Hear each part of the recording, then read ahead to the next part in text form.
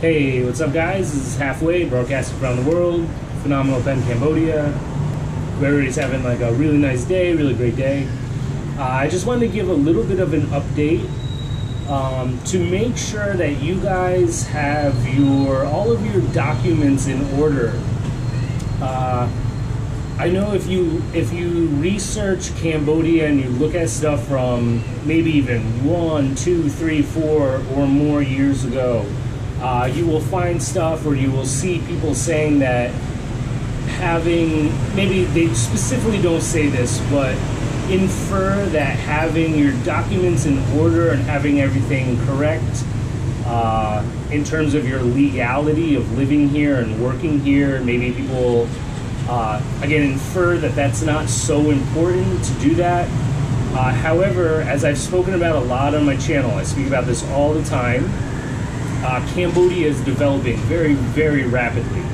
So if you're looking at information, even from my own channel, although I've said this so many times that as I continue to make these videos and I continue to live here, things are changing all the time.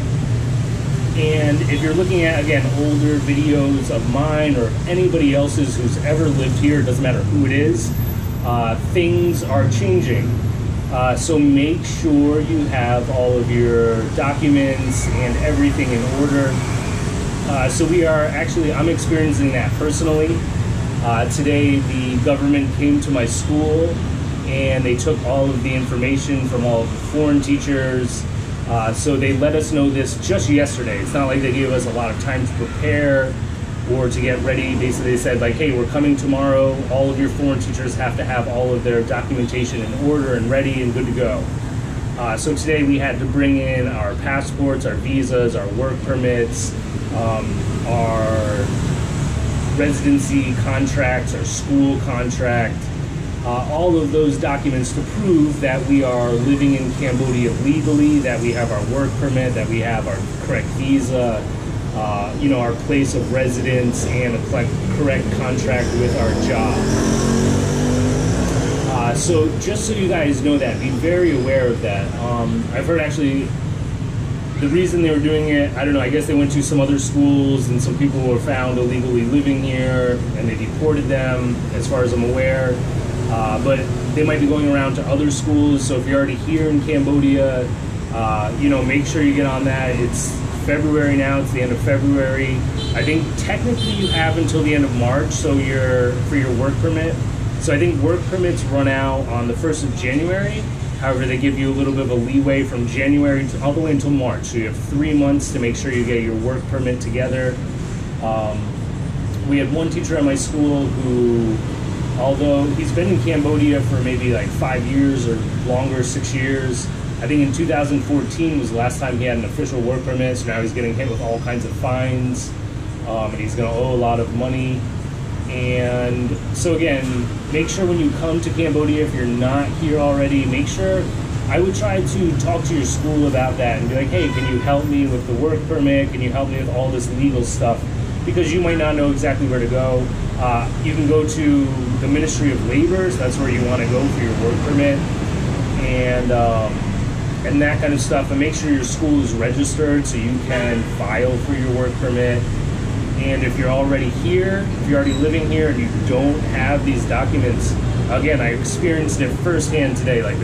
Again, yesterday they told us, yesterday afternoon, or right around noon, they told us, hey, we're coming tomorrow to check all of your documents. So it's not like they gave us a heads up of days or weeks, like, hey, we're coming tomorrow, you guys all have to be legal.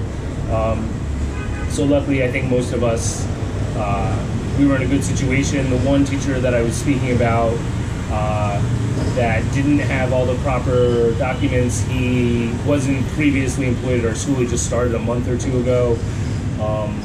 But our school helps us out with ascertaining or obtaining the correct documents and everything. But again, just to let you guys know, make sure you guys have all of that stuff. Some details about that for a work permit. So if you come on an E-visa, you come on an EB visa, a working visa, you have to have a work permit to live here. You can't come in on an E-visa and then not have a work permit and just stay here as long as you want, because the point of that visa is that you're here to work. So if you have that particular visa, which probably most people do, you have to have a work permit to be here. So make sure that you are caught up on that. So how it works is if you come, let's say you come in, I don't know, September, toward the end of the year, you come in September, you technically have to get a work permit for the year that you come here. So say you came here in September of 2018, you have to have a work permit for the year of 2018.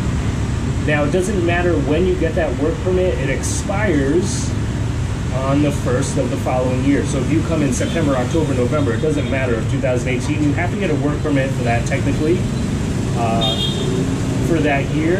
And even if you're only here for a month or two of that year, you still have to pay for the full work permit for that year. And then in the next year, you have to get another work permit. Otherwise, you're going to get fined and maybe deported. Maybe you can come back, maybe you can't. I don't know how that works. I don't know if you get deported on a work permit charge, if you're allowed to come back. I have no idea, honestly. But just make sure you have all that paperwork in order. And again, your lease agreement, your contract for your school, your work permit, your visas, all of that. And, you know, just get everything taken care of that you should, and you should be in the clear. And again, if you haven't done that, it's not necessarily your fault, because even when I first came here, everybody was telling me, like, you don't really need your work permit. It's just nobody's ever going to check. It doesn't really matter. But then last year they started cracking down on it more. This year they're getting more serious. And as time progresses, as time goes on, it's only going to become more serious and more of an issue. We shouldn't say an issue, but more of a reality. That you actually need these things. All right, guys. So make sure all your stuff's in order. Find out what you need. Again, you need a visa. You need the correct visa.